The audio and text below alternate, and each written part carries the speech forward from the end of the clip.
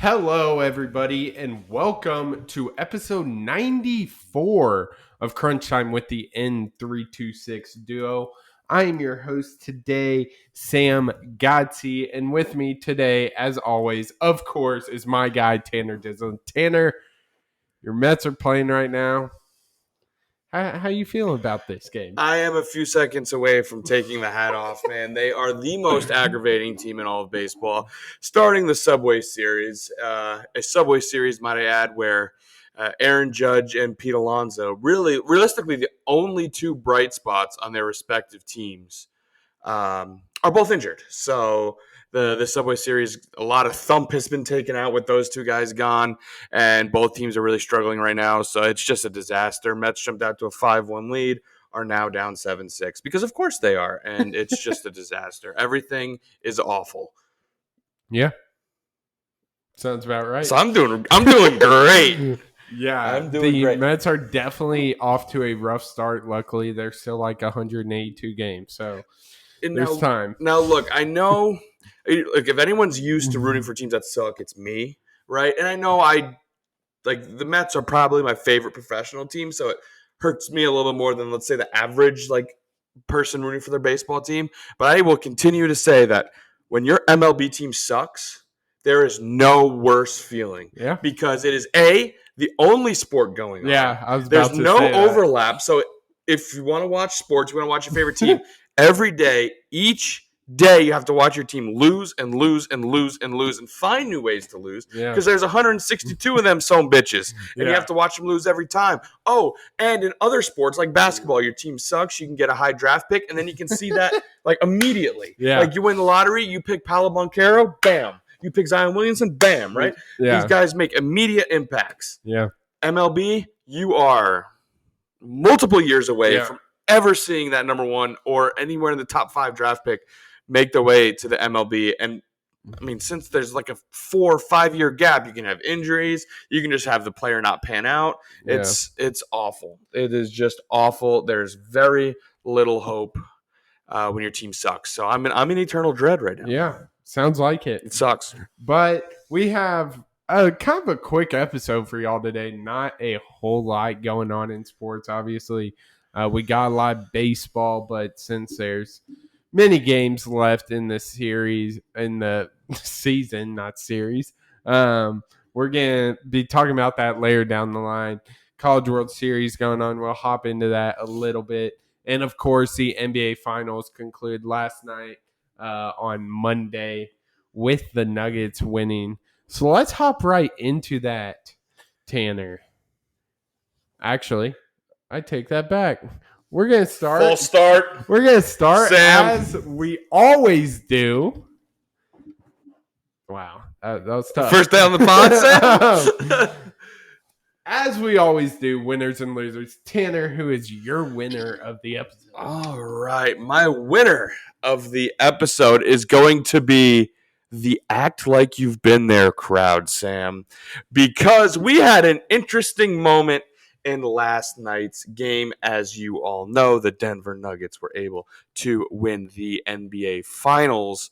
And after the game was over, Nikola Jokic spent about 5 whole minutes congratulating the other team. Yeah. Then when he was finally done with that and saying good game, hugs, handshakes, showing good sportsmanship, but after he was done with all that, then he got in a post-game interview and they asked, "What does it feel? You're an NBA champion." He said, "It's good. The job is done. I can go home now." Yeah. Yeah. That's what he said. Legend. After winning an NBA Finals. So, I mean, when you have players, think like Jamal Murray was crying, Jeff Green was crying, Ish Smith was crying, DeAndre Jordan was crying. I mean, these are integral parts of this team. Ish Smith and DeAndre Jordan were basking in the glory. And the MVP said, "It's good. Yeah. It's good. We can go home now." Yeah. I mean, Legend. just an absolute massive W for the Act Like You've Been There crowd. Absolutely. I have a feeling they're all going to jump all over Jokic between his style of play and everything. Oh yeah. He's going to be a Act Like You've Been There fiend with everybody with those takes. So they're my winner. They now have a player to get behind in the NBA, and I'm sure they absolutely ate that up. Oh yeah, absolutely. Definitely some legendary post-game moments with Jokic after winning the title, but we'll hop into that a little later. For my winner, I'm hopping on the diamond. Yes, I know it's a shocker to everyone, but I'm going with the Wake Forest Demon Deacons in the College World Series. Of course, Super Regionals. Winston-Salem was facing a hot Alabama team. They were a 16th seed going into this one. Wake Forest been the hottest team all year. They went like 48-10 on the season. But boy, did they play well. I mean, game 2, reminder, the game 1 was 5-4 Wake Forest. Second game, 22-5 Wake Forest. They only had 3 innings where they didn't score more than 2 runs. And that's because they put up a crooked number in 6 innings. Yeah. How many did they score in the 3? They scored. So I'll go inning by inning. So first inning, 3, 2 in the second, 5 in the third, 4 they didn't score, 5 they didn't score, Bums. 6 they scored 2, 7 they didn't score, then 8, 6, and then 9, 4. So that's 22 runs on 18 hits. Then we had 1 home run, 2 home runs, 3 more home runs by Wilkin. That's 5. 2 by Corona. That's 7. Then we had 8 and 9. 9 total home runs. Yep. Gotta give him a shout out. Brock Wilkin went 5 for 5 on the day, 4 hits, 3 home runs, 3 RBIs, and a walk. 4 hits, 3 of them home runs. But he was 5 for 5? Yeah, he must have gotten with 4 hits? Yeah. Huh. How's that work? I don't know. Bro is breaking the game. My bad. They have ABs, then runs, then hits. That doesn't. So he was 4 for 5. 4 for 5. So he sucks. Yeah. He got out. Basically. Loser. Well, no, he didn't get out. He walked and then scored. Oh, so he was 4 for 4. He was 4 for 4. With 5 plate appearances. Or 4. Yeah. Anyway, look out for yourself. This is quite confusing how NCAA.com has it. But yeah, absolutely incredible. I mean, their starter, Josh Hartle, 6 innings pitched, gave up a lot of hits, but 11 Ks. Not bad. So Wake Forest just looking as dominant as ever, and boy, are they hot right now. And I think I saw something yesterday. We were watching, or was it? No, I think it was actually on Sunday. We were watching the Oregon Oral Roberts and the Kentucky LSU. Which, congratulations, Oral Roberts making it to Omaha and LSU making it to Omaha. But in the postseason thus far, they are plus 51 or plus 49 or something. I want to say plus 49. I want to say it was 75 runs scored, 16 runs allowed. Yeah. In the postseason thus far. Yeah, that's crazy. Yeah. They're hot. They're pretty good. Yeah. They're pretty good. I'm not sure if it's just hot or if it's just they're just the best team and they've been hot all year long. They're 48. Yeah, absolutely. Yeah, that's absolutely crazy. Yeah. But let's go on the other side of the coin. Tanner, who's your loser? My loser. Let's stay on the baseball diamond, shall we? My loser is going to be spending money, Sam. You know why this is going to be my loser? The top 7 payrolls in the MLB. Right now, we are about 65-ish, give or take, games into the season, which means we are approaching the halfway point. Of course, the halfway point being 81. And the top 7 payrolls in the MLB are in order. the Mets, the Yankees, the Padres, the Phillies, the Dodgers, the Angels, and the Blue Jays. Guess how many of those 7 teams are currently in first place in their division? 1. 0. Really? Not a single one of those teams is in first place. Damn. Guess how many of those teams are under 500 as it currently stands? 7. Not quite that many. 3 of the 7. So that is damn near 50% of the 7 highest payrolls in the MLB are under 500. And if the season ended today, guess how many would make the playoffs? 2. 2. Yeah. And that would be the Dodgers and the Yankees, both with wild card berths. So not when it. Damn. Yeah. That's crazy. So for all of those, obviously, I think most people are pro spending money. Get more money in the players' pockets, and just general competitive balance. But maybe some of these teams have a method to their madness where they're not. This is hypothetically. This is at no one in particular. They're not given $85 million to 2 38 and 39-year-old pitchers. No. Who would do that? Billy Epler. Who would do that? Yeah. Who would? That's the question. We'll never know. Which one of them started today and couldn't get out of the 3rd inning? So It sucks. yeah, pretty much. Yeah. That is. But that is your crazy stat of the day. I'll run that back one more time for all those at home. Top 7 payrolls: Mets, Yankees, Padres, Phillies, Dodgers, Angels, and Blue Jays. 0 in first place. 3 are under 500, and only 2 would make the playoffs if the season ended today. Yikes is right. Yeah.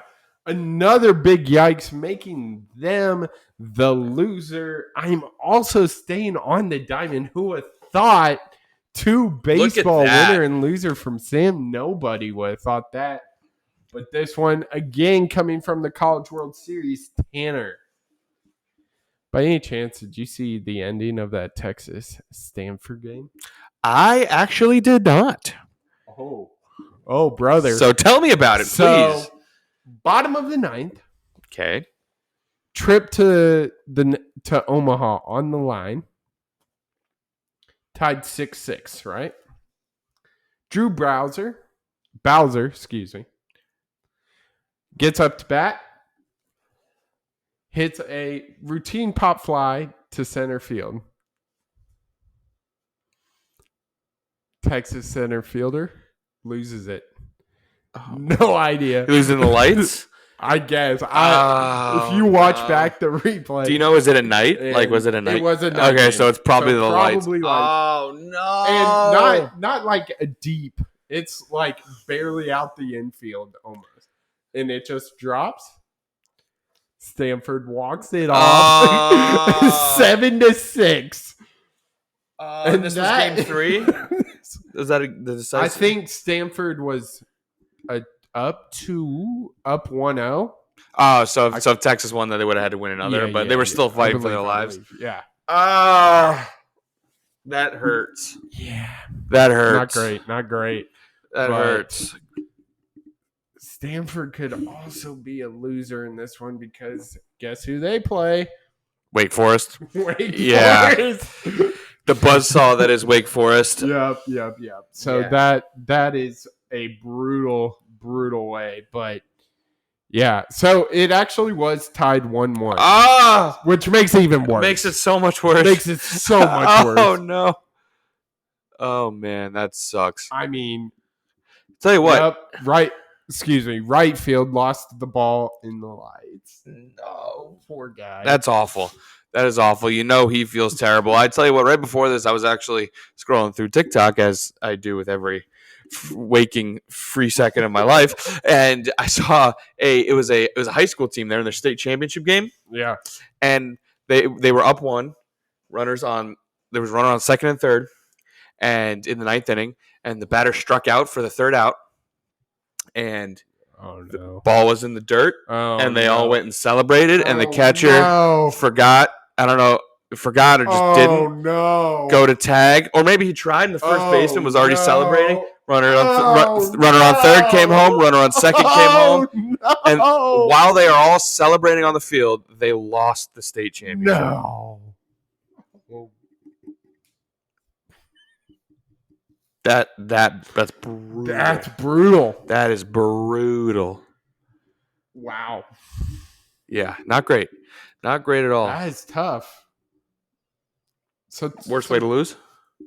Gotta be the drop third strike, right? I mean, it's gotta be. All you gotta do is tag him. That's true. All you gotta do is tag him. What would be the worst way to lose any sport?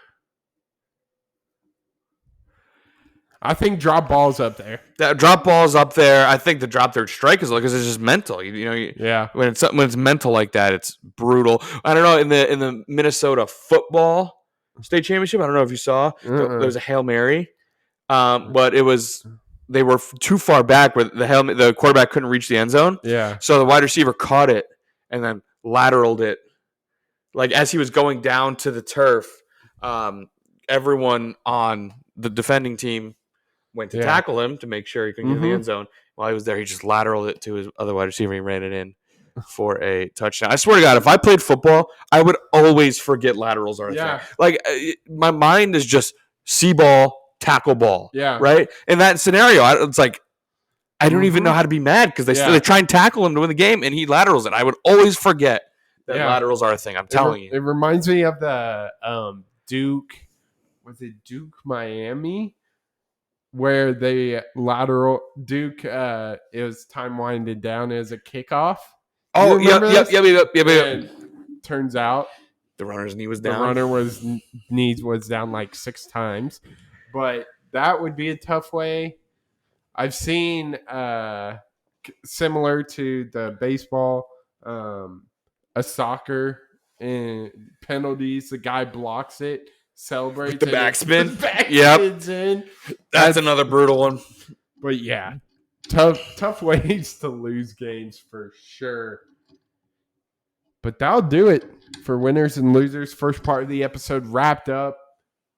Next, I previewed it in the intro. A little false start with it, but the NBA Finals, the Denver Nuggets win perhaps the ugliest championship game. 94, didn't know it was 1994 to 89. Tanner, give me your first thoughts on this one. My first thought, I even said it when we were watching this last night. My first thought was, how on earth are the Denver Nuggets winning this basketball game? Sam, we're just going to take a look at some team stats here because it seemed like Denver could not stand on a boat and throw it in the ocean. Yeah. Denver shot 5 for 28 from 3. Mm-hmm. And at one point, they were, I think, 1 for 18 in the beginning of the game. Now Miami also couldn't stand on a boat and throw in the ocean. They shot 9 for 35. However, the percentage did go to Miami. They shot 26% from 3 and Denver 18. So not a good shooting night for both teams and just Miami. We just covered their 3-point percentage. They shot 34.4% from the field as a whole. Yikes. It's just not good. Trying to do some quick math. That 24 for 61 from 2. That's not good. It's just not going to cut it. No. It will not cut it, especially in the finals. And Denver's not known to be a defensive team. No. They're not a bad defense by any means. They're just not that good a defensive team. No, they aren't. And you can't be putting that up in it when you're fighting for your lives. And it's just Denver was able to do ever so slightly enough. Yeah, absolutely. Like you said, a lot of missed shots in this one on both ends. We saw Jimmy Butler struggle again in this one, 5 for 18, put up 21, but not efficient. Bam, who has been arguably, I think, the best Miami Heat player all series. He struggled shooting 9 for 20, gave Vincent big part of that offense. 3 for 13. Max Strus, 5 for 12. Kyle Lowry coming off the bench, 4 for 13. Duncan Robinson, 2 for 6. A lot of those big pieces have stepped up in big moments for this Miami Heat team. Just forgot how to play basketball, it seemed like. But it wasn't just the Heat. I mean, we saw Michael Porter Jr. suck. He shot 7 for 17, only 16 points. But he followed his shot, I guess, because he had 13 rebounds. Okay, wow. I was not expecting that. I'm not Good gonna lie for to you. PJ putting in work on the boards. But Sam, we can talk about this specific game if you have more. I don't know if there was more you wanted to highlight on this specific game. I mean, it was ugly.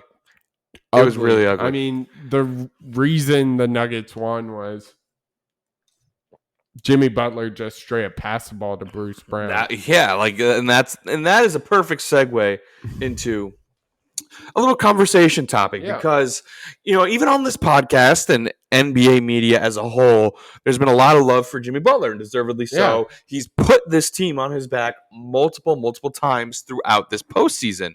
Well, in the NBA Finals, the Miami Heat needed Jimmy Butler in the worst way, and to put it frankly, he just didn't show up. He ended with an average of 21.6 points, which seems like a pretty decent stat line.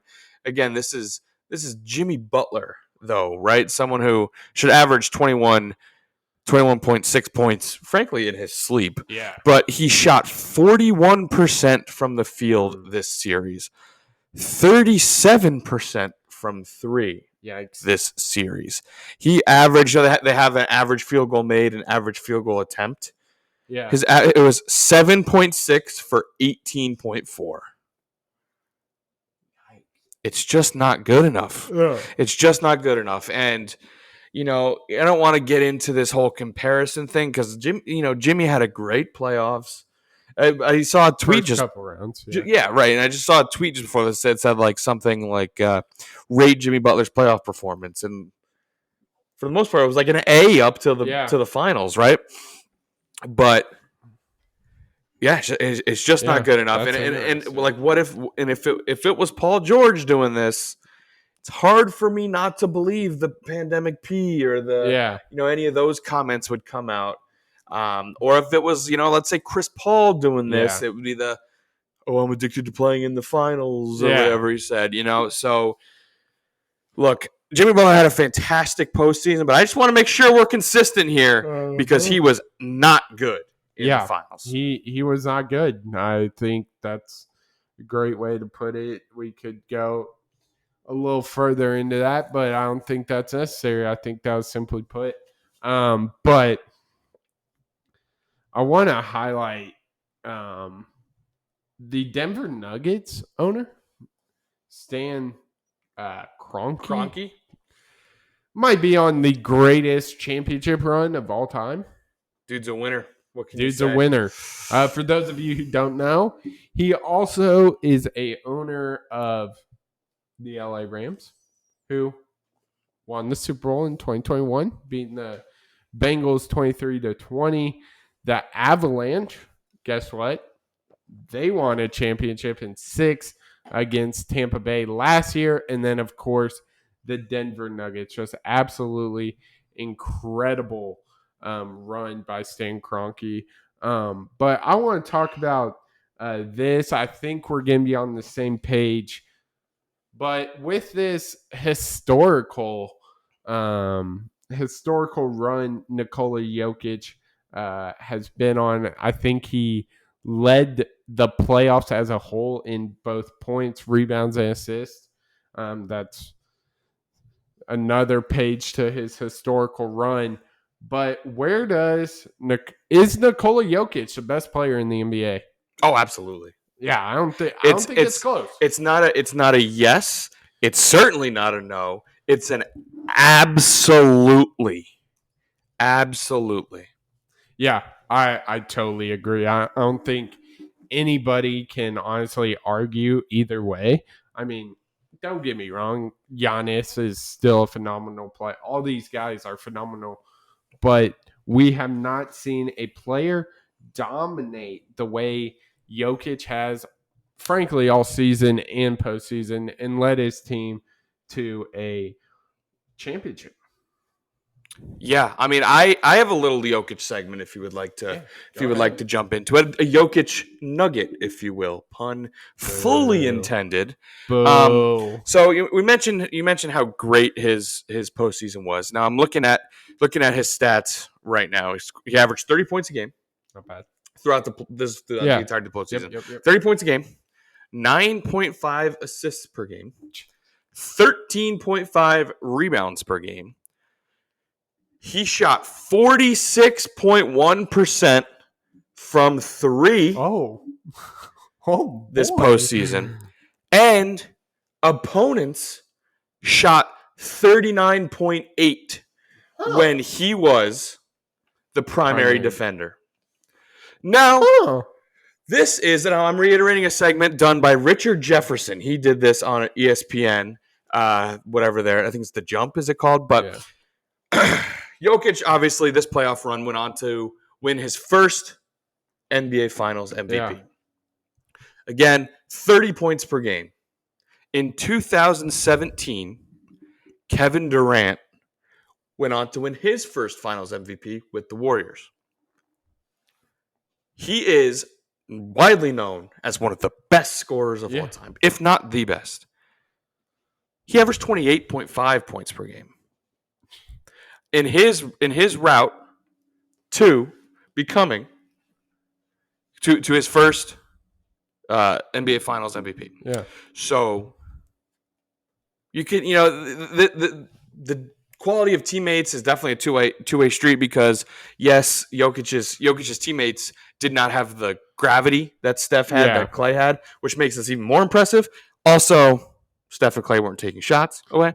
Yeah. But at its surface, again, in the playoffs leading to their first NBA Finals MVP, Jokic was a better scorer than Kevin Durant. Jesus. That's insane. We're sticking with this theme. All these players are on their first their playoff run to their first Finals MVP. 1980, a gentleman by the name of Magic Johnson won his first Finals MVP. He averaged 9.4 assists per game in that road. Jokic, 9.5. So he is a better scorer than Kevin Durant right now, or in this, according to the stats, a better passer than Magic Johnson. 1999, Tim Duncan averaged 11.5 rebounds per game. Jokic, 13.5. Better rebounder than Tim Duncan. Jeez. 2022, when Steph Curry won his first NBA Finals MVP, he shot 39.7% from three. Jokic, 46.1. Now, I know, definitely take this one with a grain of salt. 3-point shot is not Jokic's primary mode of offense like it is for Steph Curry. So there is a sample size difference, but Jokic shoots enough to where this matters. Yeah. This is not a fluke. This actually matters for Jokic. Mm-hmm. And then lastly, in 2021, Giannis Antetokounmpo, opponents shot 39.9% against him, 39.8% against Nikola Jokic. So the one thing that people had against him was that he was a bad defender. Yeah. Wrong. Arguably the best defender in the NBA right now, one that a lot of people think is the best defender in the NBA right now, opponents shot better against him in the playoffs. So again, crazy. Better scorer than Kevin Durant. Better passer than Magic Johnson. Better rebounder than Tim Duncan. Higher percentage of three-point shooter. He's not a better three-point shooter, but a higher percentage three-points than Steph Curry. And opponents shot worse against him than they did against That's Giannis. Insane. That's crazy. I think the one that honestly, I mean, obviously defense and 3-point is shocking, no doubt. But I think the one that surprised me the most was he outscored Kevin Durant. I mean, I don't want to make this comparison but I think it's the best way to put it. I think it's like LeBron. I mean, you don't hear how great of a scorer LeBron is usually. When he is the best scorer, I mean, he beat Kareem's record for most points in NBA. You think of his basketball IQ. And I think that same thing applies to Nikola Jokic. Obviously, one does it with extreme athleticism as well, and one just doesn't. But I think that really shows that people need to recognize not as great of as a playmaker, rebounder he is, he can do it on the defensive end and when it comes to scoring. Yeah, and I think part of that too is because obviously who's he always compared to? Joel Embiid, right? Yeah. You got to compare him to Joel Embiid. Two best centers in the NBA. Who deserves MVP? Him versus him versus him versus him, whatever. Well, okay. Yes, but and between the two, if I need someone to face up and score, I'm probably going to go Embiid. I think, like, you know what I mean? That Embiid is probably the better pure scorer of the two. Yeah. So that's why everyone just doesn't really talk about his scoring ability. Yeah. But he can go on average 30 in the postseason, to which his team wins the finals and he wins MVP. Yeah. I can tell you what. Embiid scores 30 points a game.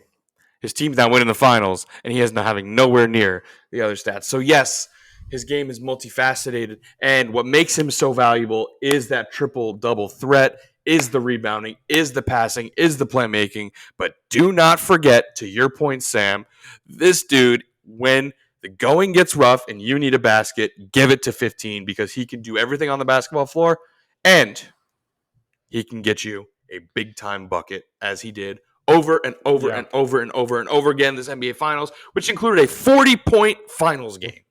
Yeah, he's incredible. But I do want to give props to his right-hand man, and that's Jamal Murray.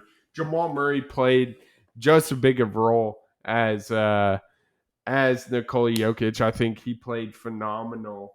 It seemed like he could get a bucket at any time, especially when it comes to that pick and roll. I mean, Jokic and Jamal Murray both averaged 25 points per game, plus 25 plus points per game, 5 plus rebounds per game, and 5 plus assists per game for an entire postseason. And yes, of course, that is the first pair of teammates to do that in NBA history. So I got a question for you, Tanner. Yes.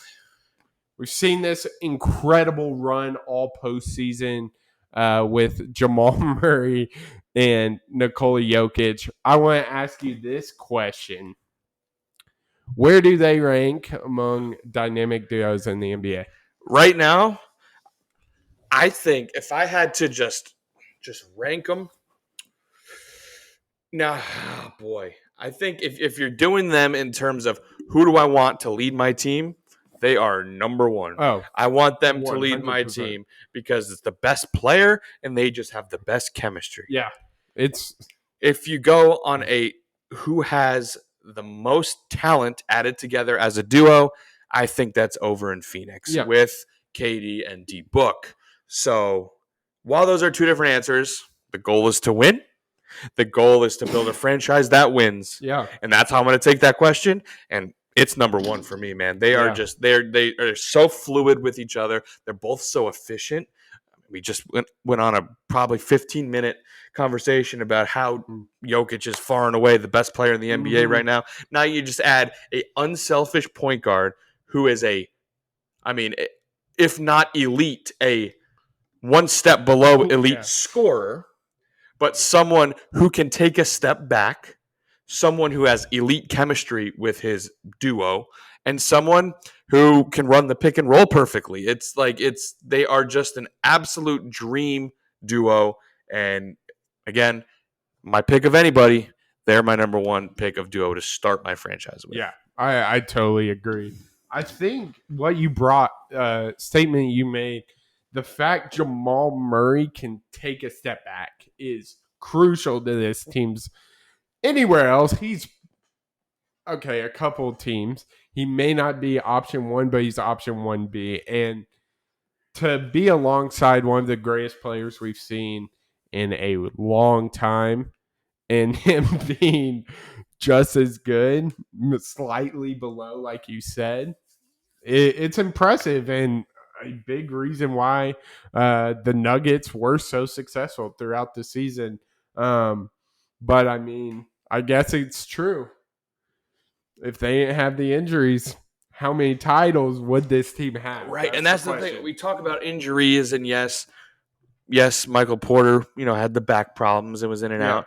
But is it injuries or is it injury? Yeah, with Jamal Murray, honestly, right? And that gets the question of the importance. Jamal Murray is just so freaking important to this team. Yeah, obviously Jokic is the best. Jokic is the number one option, but Jamal Murray, I would say, is the most important player on this team. Yeah, he is the one that puts them over the edge. He is the one that makes this offense so impossible to guard. Yeah, Jamal Murray.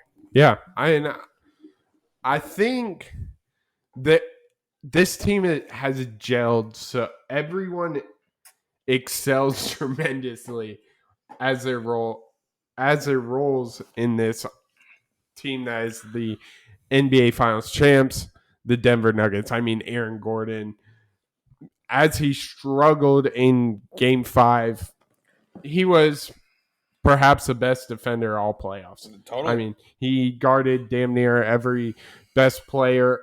Contavious Caldwell-Pope putting in some massive plays in Game 5. Bruce Brown coming out of nowhere really in this finals and picking up the pace. I mean, we talked about Brown recently about his performance.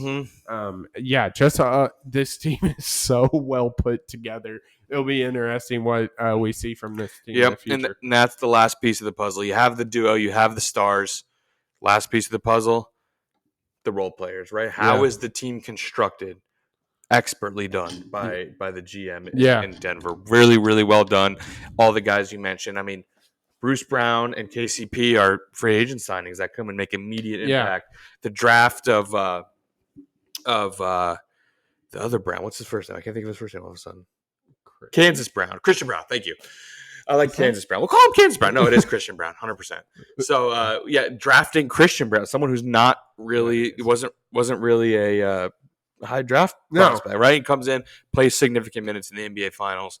Not enough can be said about the front office work over in Denver, building a great team. Of course, I'm going to keep saying it because they deserve all the credit in the world on the backs of Jokic and Jamal Murray. Get the fuck out of here. Oh, it's foul. Oh, thank God. Woo! Yeah. But no doubt, Nuggets, phenomenal season. Don't want to take the Heat struggled in this series, but what a playoff performance they put on. I think Bam Adebayo, however the hell you say his name, it proved himself to be one of the best big men in the league. I think he was the only really shining point for this Miami Heat in this series, especially. Yeah, it sucks because I feel like Bam Adebayo is like 3 inches away from being just the most unstoppable center. And that sucks. That does suck. But yes, you absolutely have to show Bam some love because he was very good this postseason. I'm trying to pull up he was very good this finals in particular. Yeah. In the NBA Finals, he averaged almost 22 points a game, shot 46 from the field. So I would like to see that field goal percentage a little higher, but I mean, he where's rebounds? I'm an idiot. Oh, I averaged 12 rebounds a game. So 22 and 12, not bad. 22 and 12 as a from a 6'8" center. Yeah, but that wraps it up for NBA talk for the season. Denver wins the NBA Finals, becomes your NBA championship as they defeat the Heat 94-89. There is another championship going on, and we're going to end up crowning a new championship, and that is, of course, the Stanley Cup playoffs. The Vegas Knights are up 6-1 at the end of the second You think this period. one's over? Yeah, so that's all I got to say about that. But Tanner, we're going to wrap up this episode with some questions. We finally got some questions. First one comes from Jaron Kirkendall. He wants to know which team has the best chance of winning the College World Series. Wake Forest. Wow. Wake Forest. Yeah. It's Wake Forest, and Yeah. They've been dominant all postseason. Dominant. And even we've seen them win in close games. We saw that in game 1 versus Alabama. I think another thing to look at is who they play in Omaha for the first game, and that's Stanford, who literally got by the hair of their chin to get into Omaha. Blinded by the lights. Yeah, honestly. But just to be a little different here, I think another super hot team. We saw it in the regionals. We saw it in the super regionals, and that's TCU, man. Behind Trey Richardson, I think his postseason play has been phenomenal. I like TCU, but I totally agree. Wake Forest is by far and away the best team. Yeah, they're really good. Yeah. Griffin Woodall doesn't have a question. He just wants to say the Nuggets going back-to-back, not a question, just facts. Oh, Griffin Woodall from the top rope. Yeah. Nuggets winning again next year. Yeah. I like it. That was quick. I like it. I like it. Even if Phoenix adds Dame or James Harden, like I said. Yeah, that'd be wild. That would be interesting. But I like it. I like the take. I like it. Why not? And final question comes from my mama, Carol. And she wants to know, what was your favorite subject in school, and have you followed that in your career? Yeah, this is a good question. A little bit of getting away from sports a little bit. I like it. My favorite in school was far and away, it was just math. Because I'm a nerd, but also to me that stuff just like made sense in my brain. The way I thought is that every question should have a right answer, and if it's not that answer, it is wrong. Yeah. It doesn't matter how you support it with in-text evidence. Like, no, if it's wrong, it's wrong. And that's what math taught me, and that's why I liked it so much. There was a way to do it, and it got you a correct or an incorrect answer. And that just most jived with my thought process the most. So that is what I enjoyed the most. And yes, I do use a lot of math in my career. Doing a lot of rent models and discounting back to present day dollars. It's a lot of fun, really. But yes, math is used a lot in my career. So I did follow the path of math. Nerd. Thank you. I appreciate that. Yeah. I mean, look at last episode. This okay. episode, right. You're really killing it. All right. For my favorite subject, this is interesting. I think I'm going to go history. What's not to love about history? Call me a nerd if you want. And no, which to be fair, if history had less essays, it would easily be my number one. But easily. I mean, I was super interested in your Mount Rushmore, a lot of history in that. A lot of history I really didn't know, but just knowing how the world came to be what it is today is just super interesting to me. What caused this to happen to the kind of just a giant cause and effect problem. But no, I do not follow. I not follow that career at all. I work in sports now, so you don't think about a good old fashioned DBQ when you're replacing the basketball floor. Believe it or not, Franz Ferdinand though. Yeah, yeah. You're putting down the basketball floor and you're thinking, what happened if they didn't kill Franz Ferdinand? Yep. Oh, dude, I get it. I get it. Yeah, man. But any last thoughts, man? Last thoughts. I mean, it was a awesome NBA season, and it was just the most NBA season ever. Yeah. So much drama. I gotta love it. Pretty soon we should be getting some John Morant news, right? Yeah. Which by the way, I've seen 2 nicknames for John Morant, and I want to get your thoughts on which one's better. And please let us know which one's better. I'm gonna Ja Warrant, like Ja Warrant, Ja Warrant, or Ja Wick. Ooh. Which one's better? Because I can't decide. They're both really good. Ooh, I think I'm gonna go Ja Warrant. Ja Warrant. That's pretty good. So we'll get a Ja Warrant decision here soon. That's good. Yeah, I like that. The NBA, I mean, I'm sure it will be at the top of your Twitter feeds throughout in the entirety of the offseason. It's just what the NBA does. And of course, free agency is coming up. A lot of big names. Yeah. Will they even make it to free agency? Some guys like James Harden. Yeah. Chris Paul, what's the deal with that? A lot to see. So I'm sure the NBA won't be off your minds for too long the way they roll. Yeah, and I'm sure we'll be talking about all those free agents, whether they get traded, get signed, new places, re-sign. We'll have it here for you on Crunch Time. But with that will wrap it up for episode 94 of Crunch Time with the N326 Duo. Talked about a lot in a short amount of time. We talked some College World Series, some baseball, some NBA Finals, a brief snippet of that Stanley Cup, and of course finish with the famous questions of the episodes. You can follow the pod on Twitter, TikTok, and Instagram at crunchtime_pod. We're always asking questions, so stay tuned for that. We want to know, Ja Warrant or Ja Wick? We want to know, so let us know. You can find a bunch of graphics. We did a great Mount Rushmore in episode 93, so check that out as well. But that will wrap it up for episode 94.